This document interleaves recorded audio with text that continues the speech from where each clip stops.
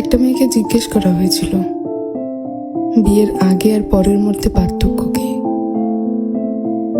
তখন সে বলেছিল, বিয়ের আগে ছিলাম বাবার বাড়ির মেয়ে, আর এখন হয়েছে শ্বশুর বাড়ির বৌমা।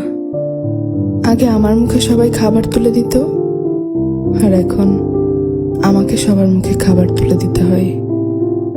আগে একটু ব্যথা পেলে চিল্লাচিল্লি করে সারা বাড়ি মাথায় তুলে ফেলতাম, আর এখন অনেক ব্যথা পেলেও একটা শব্দ করি না।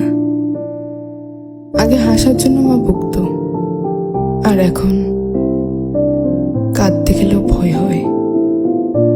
আগে একটু মন খারাপ হলেই মা বুঝে ফেলতো, কিন্তু এখন ভেতরটা চুরমার হয়ে গেলেও কেউ টের পায় না।